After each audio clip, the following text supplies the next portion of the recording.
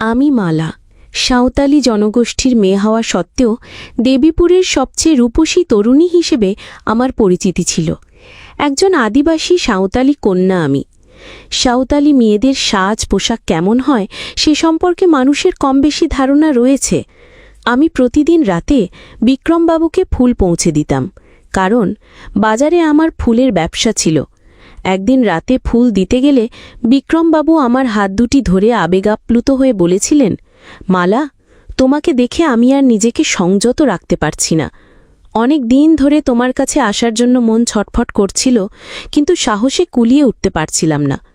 তুমি শুধু একবার সম্মতি দাও। এরপর থেকে প্রতি রাতের অন্ধকারে বিক্রমবাবু আমার কাছে আসতেন, আর আমিও পাগলের মতো তার কথা বিশ্বাস করে আমার সর্বস্ব তাকে অর্পণ করেছিলাম। বিক্রমবাবু আমাকে প্রথম দেখে বলেছিলেন, মালা, তুমি সাঁওতালি মেয়ে হয়েও সবার থেকে আলাদা। তোমার রূপ যে কোনো পুরুষকে তোমার প্রেমে ফেলতে বাধ্য করবে এবং তারা তোমার সঙ্গ পাওয়ার জন্য উদ্গ্রীব হবে। তবে সাবধান থেকো, কোনো পুরুষের মিষ্টি কথায় ভুলে নিজের জীবনটা নষ্ট করে ফেলো না। অথচ ভাগ্যের কী পরিহাস, সেই বিক্রমবাবুর মিষ্টি কথাতেই আমি আমার সবকিছু তাকে দিয়ে বসেছিলাম, কারণ আমি তাকে সুদান্ত বিশ্বাস করেছিলাম। আমাদের সাঁওতালি সমাজে আমরা শাড়ি পরি, আর আমাদের পরার ধরনে পিঠের অংশ কিছুটা অনাবৃত থাকে এবং শাড়িটি হাঁটুর উপরে থাকে। আমরা চুলে ফুল গুজে সাজতে ভালোবাসি, এটাই আমাদের ঐতিহ্য। কিন্তু আমি সাঁওতালি হলেও আমার গায়ের রং ছিল ভীষণ ফর্সা। এই কারণে দেবীপুরের প্রায় প্রত্যেক পুরুষই আমার সৌন্দর্যে মুগ্ধ হয়ে আমাকে পাওয়ার জন্য নানান চেষ্টা করত।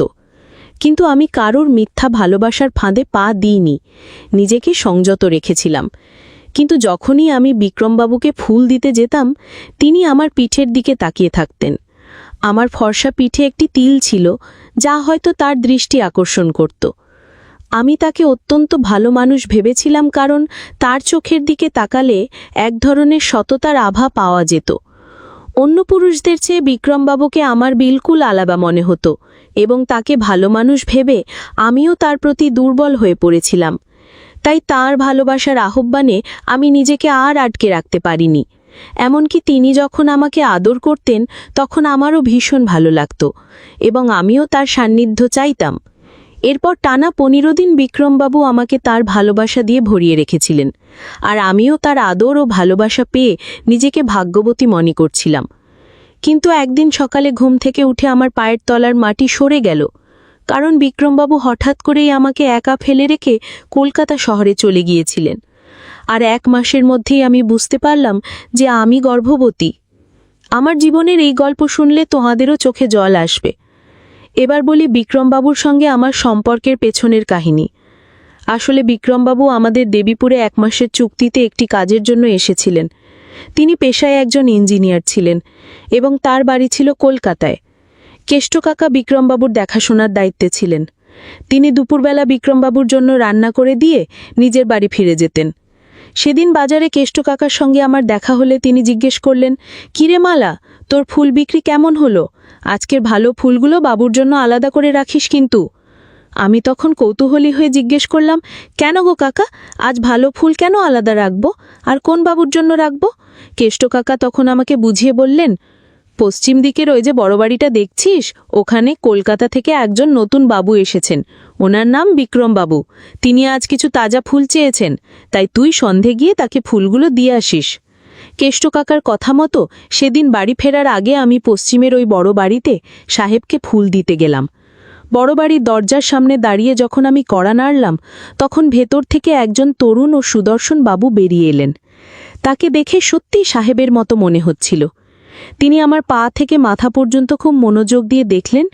তারপর আমার হাতের ফুলের ঝুড়িটা দেখে বললেন, তাহলে তুমিই আমাকে ফুল দিতে এসেছ? আমি তখন তার মুখের দিকে তাকিয়ে বললাম, হ্যাঁ বাবু, আমিই আপনাকে ফুল দিতে এসেছি। আজ দুপুরে কেষ্ট কাকা আমাকে এখানে ফুল নিয়ে আসতে বলেছিলেন। এরপর যখন আমি ফুলের ঝুড়িটা বাবুর হাতে দিলাম, তখন তিনি আমাকে ফুলের যা দাম হয়েছিল তার চেয়ে বেশি টাকা দিয়েছিলেন। কিন্তু আমি অতিরিক্ত টাকা নিতে চাইনি। আমি যখন বেশি টাকা নিতে অস্বীকার করলাম, তখন তিনি আমার 2 হাত ধরে বললেন, এই টাকাটা রাখো, এর বদলে তুমি কাল আবার আমাকে ফুল দিতে আসবে। আমি যখন ফুল দিয়ে ফিরে আসছিলাম, তখন তিনি আমার পিঠের দিকেই তাকিয়েছিলেন। আমি সেদিন চুপচাপ নিজের বাড়ি ফিরে এসেছিলাম। এইভাবে প্রতিদিন সন্ধেবেলা বাড়ি ফেরার আগে আমি বাবুকে ফুল দিতে যেতাম। প্রায় ৩-৪ দিন যাওয়ার পর বাবুর সঙ্গে আমার বেশ কথাবার্তা শুরু হলো। আসলে আমি স্বভাবগতভাবেই খুব লাজুক প্রকৃতির মেয়ে ছিলাম। প্রয়োজনের বাইরে কারোর সঙ্গে তেমন কথা বলতাম না। সেদিন সন্ধেবেলা যখন আমি বাবুকে ফুল দিতে যাই, তখন তিনি আমাকে ঘরের ভেতরে ডাকলেন। আমি তার কথা শুনে ঘরের ভেতরে ঢুকে তার হাতে ফুলের ঝুড়িটা দেওয়ার পর তিনি বললেন, দেখো মালা, আমি তোমাকে কিছু কথা বলতে চাই। জানি না আমার কথা শুনে তোমার কেমন লাগবে। তখন আমি বাবুকে বললাম, বাবু, আপনি নির্ভয়ে বলতে পারেন, কি বলতে চান, আমি কিচ্ছু মনে করব না। বাবু তখন হঠাৎ আমার হাত ধরে বললেন, দেখো মালা, তুমি সাঁওতালি হলেও ভীষণ সুন্দরী। আমি জানি তোমাদের পোশাক এমনই হয়, কিন্তু আমি যে কথাটা বলতে যাচ্ছি সেটা বলতে আমার সংকোচ হচ্ছে। তোমার গলায় এবং পিঠে যে তিল আছে তা দেখে যে কোনো পুরুষ তোমার প্রতি আকৃষ্ট হতে পারে। তাই তুমি গায়ে একটা চাদর জড়িয়ে রাখতে পারো। আমি তোমার ভালোর জন্যই কথাটা বললাম, অন্যভাবে নিও না। সেদিন বাবুর কথা শুনে আমি তার চোখের দিকে অনেকক্ষণ তাকিয়েছিলাম। নিরগবেশ্যভাবে তার ওই কথাগুলো আমার মনে গভীরভাবে দাগ কেটেছিল এবং আমি তাকে মনে মনে পছন্দ করতে শুরু করেছিলাম। ধীরে ধীরে কখন যা আমাদের মধ্যে প্রেম হয়ে গেল তা আমরা নিজেরাও বুঝতে পারিনি। আমি তো নিজেকে খুব ভাগ্যবতী মনে করেছিলাম, কারণ আমার মতো একজন সাধারণ আদিবাসী মেয়ের প্রেমে একজন শহুরে সাহেব পড়েছেন। এরপর একদিন সন্ধ্যায় যখন আমি তার বাড়িতে ফুল দিতে যাই, তখন বাবু আমার হাত ধরে তার ঘরের ভেতরে নিয়ে গেলেন। আমি যখন তার উদ্দেশ্য বুঝতে পারলাম, তখন আমি তাকে স্পষ্ট করে বলেছিলাম, বাবু, আপনি যতক্ষণ না আমাকে বিয়ে করছেন ততক্ষণ আমি এসব কিছু করতে পারবো না। আমি জানি আপনি আমাকে সত্যিই ভালোবাসেন, কিন্তু এই গভীর সম্পর্ক কেবল স্বামী স্ত্রীর মধ্যেই শোভা পায়। আমি তো আপনার স্ত্রী নই। যেদিন আপনি আমাকে স্ত্রীর মর্যাদা দিয়ে গ্রহণ করবেন, সেদিনই আপনার ইচ্ছা পূরণ হবে। এরপর বাবু আর আমাকে কখনো ওইসবের জন্য জোর করেননি। 2 দিন পরেই বাবু একজন পুরোহিতকে ডেকে নিজের ঘরেই আমাদের বিয়ের আয়োজন করলেন। তিনি আমাকে বিয়ে করে বললেন, আমি চাই এই বিয়ের কথা তুমি এখন কাউকে না জানাও।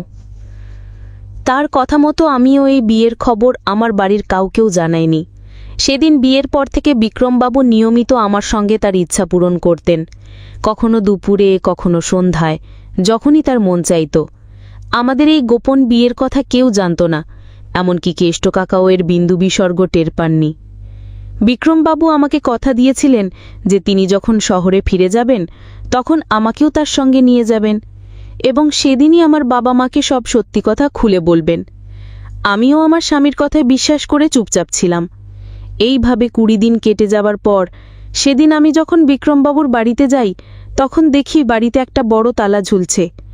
আমি তখন কেষ্ট কাকাকে বিক্রমবাবুর কথা জিজ্ঞেস করলে তিনি যা বললেন তা শুনে আমার পায়ের তলার মাটি যেন সরে গেল। বিক্রমবাবু তার কাজ শেষ করে কলকাতা শহরে ফিরে গেছেন, আর যাবার আগে আমাকে একবার জানানোর প্রয়োজনও মনে করেননি। এমনকি তিনি তার বাড়ির ঠিকানাও আমাকে দিয়ে যাননি। সেদিন আমার আর কিছুই বুঝতে বাকি ছিল না যে বিক্রমবাবু কেবল তার ইচ্ছে পূরণের জন্যই আমার সঙ্গে বিয়ের নাটক করেছিলেন। তিনি আমাকে কখনো মন থেকে ভালোবাসেননি, ভালোবেসেছিলেন কেবল আমার শরীরটাকে। বিক্রমবাবু চলে যাবার পর আমি 9 মাস তার অপেক্ষায় ছিলাম। সেই সময় আমি 9 মাসের গর্ভবতী হয়ে পড়েছিলাম। আমি বিক্রমবাবুর সন্তানের মা হতে চলেছিলাম। তবুও আমার মনে কোথায় যেন একটা বিশ্বাস ছিল যে একদিন না একদিন বিক্রমবাবু আমাকে নিতে ঠিকই আসবেন। এদিকে গ্রামের লোকেরা আমার এবং আমার পরিবারের জীবন অতিষ্ঠ করে তুলেছিল।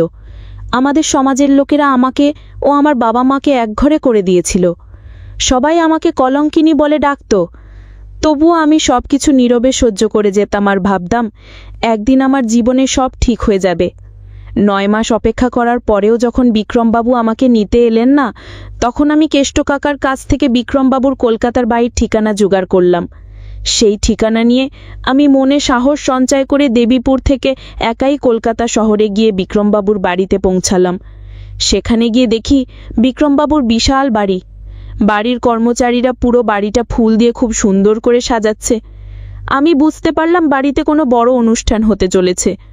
আমি অনেক কষ্টে বাড়ির ভেতরে প্রবেশ করে দেখলাম একজন ভদ্রমহিলা সবাইকে কাজের নির্দেশ দিচ্ছেন। তার নজর আমার উপর পড়তেই তিনি আমাকে জিজ্ঞেস করলেন, এই মেয়ে, তুমি আমার বাড়িতে কি করছো? তোমাকে তো 9 মাসের গর্ভবতী মনে হচ্ছে। এখানে কি জন্য এসেছো? তুমি কি আমার বাড়িতে কাজ করতে চাও? কিন্তু এই অবস্থায় তো তুমি কোনো কাজ করতে পারবে না। তোমার অবস্থাও তো খুব খারাপ দেখাচ্ছে। তুমি কি ঠিকমতো খাওনি? আরে কিছু তো বলো। এভাবে চুপ করে দাঁড়িয়ে থাকলে আমি তোমার ব্যাপারে কি করে জানবো? আমি তখন তার সামনে হাত জোর করে বললাম, মা, আমি বিক্রমবাবুর সঙ্গে দেখা করতে চাই। ঠিক সেই সময় বিক্রমবাবু সিঁড়ি দিয়ে নিচে নামতে নামতে আমাকে দেখে আমার সামনে এসে দাঁড়ালেন। প্রায় 10 মাস পর আমার স্বামীকে নিজের চোখের সামনে দেখে আমি আবেগে তার পা ছুঁয়ে প্রণাম করতে গেলাম।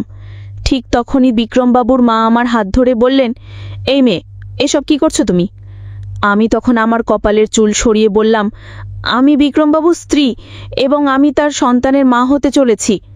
বিক্রমবাবুর মা তখন আমার হাত ধরে ধমক দিয়ে বললেন, তোর কি মাথা খারাপ হয়ে গেছে? তোর মতো একটা সাঁওতালি মেয়েকে আমার ছেলে বিয়ে করবে? আমার ছেলের 2 দিন পরেই বিয়ে।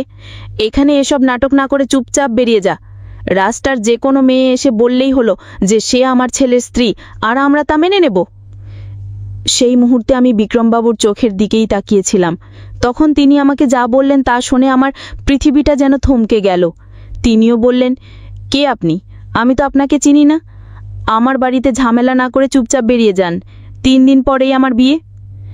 এরপর তারা আমাকে জোর করে বাড়ি থেকে বের করে দিল।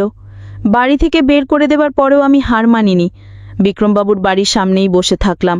তারা আমাকে অনেকবার চলে যেতে বলার পরেও যখন আমি সেখান থেকে নড়লাম না, তখন বিক্রমবাবুর মা আমাকে হুমকি দিয়ে বললেন, এই মেয়ে, তুই যদি এখান থেকে না যাস তাহলে আমি পুলিশ ডাকতে বাধ্য হব। তার কথা শুনেও আমি তাদের বাড়ির সামনে থেকে কোথাও গেলাম না, চুপচাপ ওখানেই বসে থাকলাম।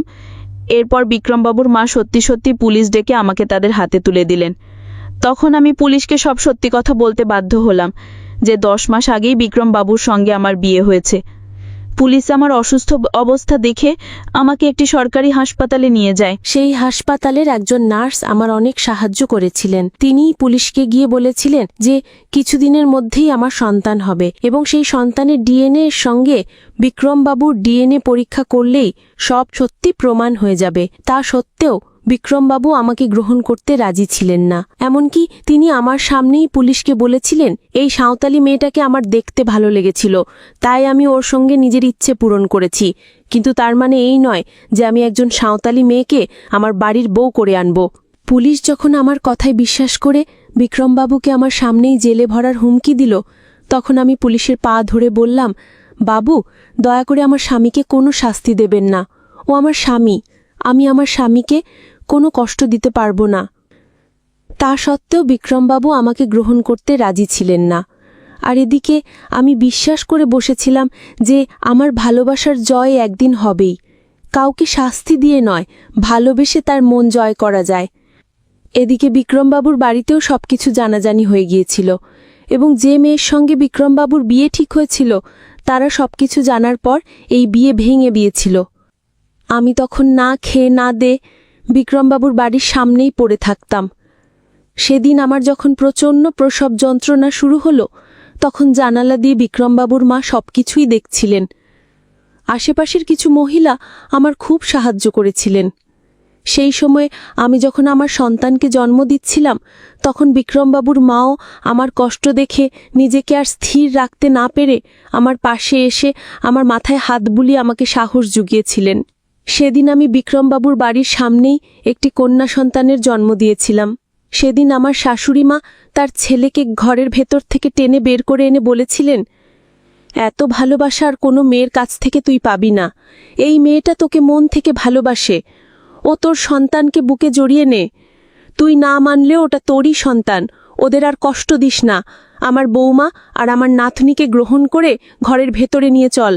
মালার জায়গায় যদি অন্য কোনো মেয়ে থাকতো তাহলে আজ তোকে জেলে যেতে হতো, কিন্তু মালা সেটা করেনি, কারণ ও তোকে সত্যিই ভালোবাসে।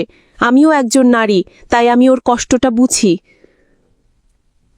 তারপর সেদিন আমার স্বামী তার মায়ের কথা শুনে আমাকেও আমার মেয়েকে অনেক ভালোবেসে ঘরের ভেতরে নিয়ে গিয়েছিলেন। এখন আমি আমার স্বামী ও তার পরিবারকে পেয়ে অনেক সুখী। আমার শাশুড়ি মা আমাকে ভীষণ ভালোবাসেন। আজ আমার মেয়ের 1 বছর বয়স হলো এবং আমি আমার পরিবারের সঙ্গে অনেক সুখে আছি। এই যুদ্ধে আমি জয়ী হয়েছি কেবল লড়াই করে নয়, ভালোবেসে।